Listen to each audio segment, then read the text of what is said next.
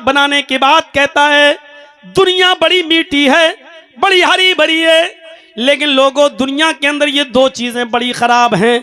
खुद तो एक बजाते खुद ये दुनिया, आपने फरमाया फत्तकुद दुनिया, और दूसरी चीज आपने फरमाया जो बहुत बड़ा फितना है तुम्हारे लिए, जो तुम्हारी तबाही और बर्बादी का सबब बन सकता है, वो दूसरा फितना क्या है? औरत का। इसलिए आपने फरमाया वत्तकुन निसा, फत्तकुद दुनिया वत्तकुन निसा, इन्न दुनिया हुल्वतुन खज़िरतुन व अन्नल्लाह मुस्तखलिफुकुम फीहा फयंजुरु कैफ तअमलून। अल्लाह तुम्हें इस दुनिया में अपना खलीफा बनाता है ताकि देखे कि कौन अच्छा अमल करता है, कौन कैसा अमल करता है।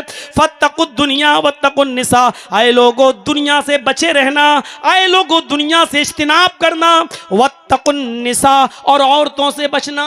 औरतें कह रही होंगी हम में क्या जंग लगी है जो हमसे बचना है? हम में कौन सी बुराई है जो हमसे बचना?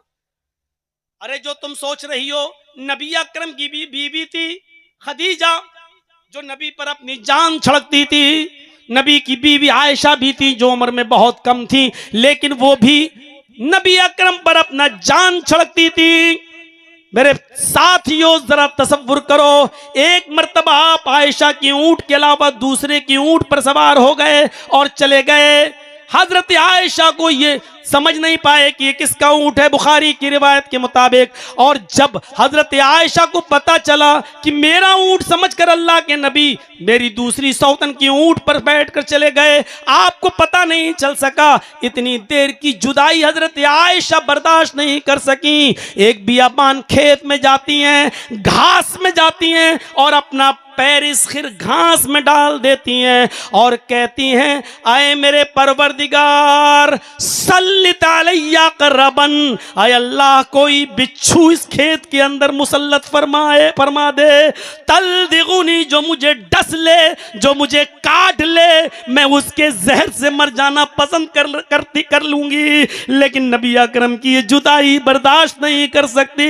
हुआ रसूलुल्लाह, वो तो तेरे रसूल हैं, हुआ रसूल, वो तो तेरे पैगंबर हैं, मैं उनकी शान में कुछ नहीं कह सकती। इससे बेहतर है कि मैंने इस खेत में अपना पैर डाल दिया। सल्लित अलैया अकरमन, आए अल्लाह कोई बिच्छू भेज दे, तल दिगुनी, जो मुझे डस ले और उसके जहर से मैं मर जाऊं। मुझे मर जाना पसंद है लेकिन नबी अकरम की जुदाई पसंद नहीं। इतनी चाहने वाली बीवियां मौजूद हैं, लेकिन नबी अकरम क्या फरमा रहे हैं? फत्तकुल दुनिया, दुनिया से बचना, वत्तकुन निसा, और औरतों से भी बचना। औरतों से बचने का मतलब क्या है? औरत को देखो भागो, औरत के फितने से बचना। औरतों के पास इतने फितने हैं, जहां तुम्हारी खोपड़ी में सोचना बंद होगा वहां से उसका फितना शुरू होगा। और रोने में तो इतना माहिर होती है कि बड़े से बड़े पहलवान चित हो जाते, जरूर इस पर जुल्म हुआ होगा बेचारी पर। उसका एक आंसू सैलाब ले आता है। बड़े बड़े पंचायत में बैठने वाले लोग डर जाते हैं, अगर वो रोना शुरू कर दे, आंसू बहाना शुरू कर दे, तो लगता है कि दुनिया की सबसे मजलूम हस्ती यही है जो सामने बैठी हुई है। इससे बड़ा जुल्म तो किसी के ऊपर हुआ ही नहीं आज तक।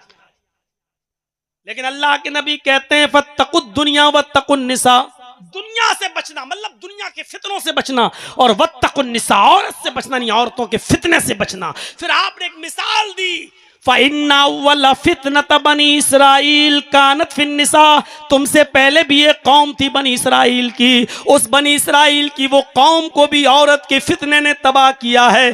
पहला फितना कौम बनी इसराइल के अंदर जो दाखिल हुआ वो इसी औरत का फितना था। बलाम बाउर वाली, हम उस तरफ जाना नहीं चाहते हैं, वो तमाम वाकयात की तरफ मैं आपको लाना नहीं चाहता हूं। मेरे भाइयों बस इतना बता, बनी इसराइल के अंदर भी पहला फितना इसी औरत का फितना था। इसलिए फरमाया कि औरतें शैतान का जाल हैं।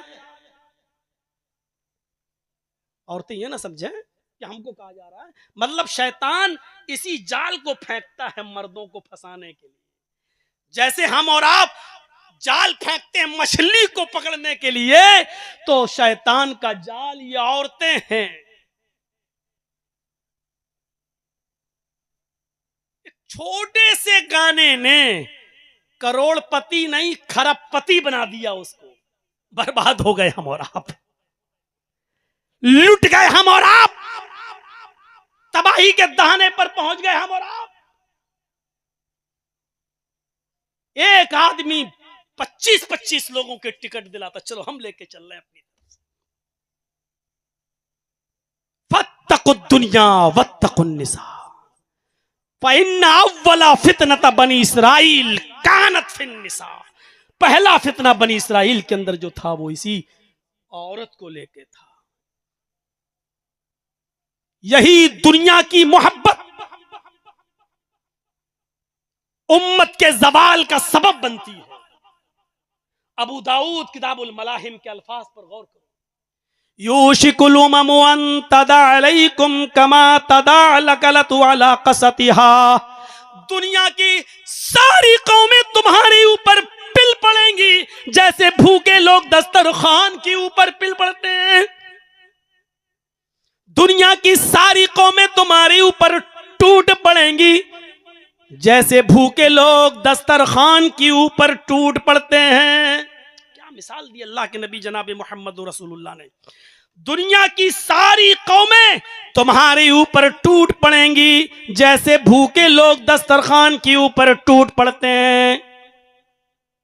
कभी किसी के यहां वलीमा हो शाम को, तो बहुत से लोग दोपहर में खाना नहीं खाते हैं, अब शाम ही को खाएंगे, और शाम को इतना खाते हैं कि फिर सुबह पता चलता है कि हॉस्पिटल में भर्ती हैं, डायरिया हो गया। भूखे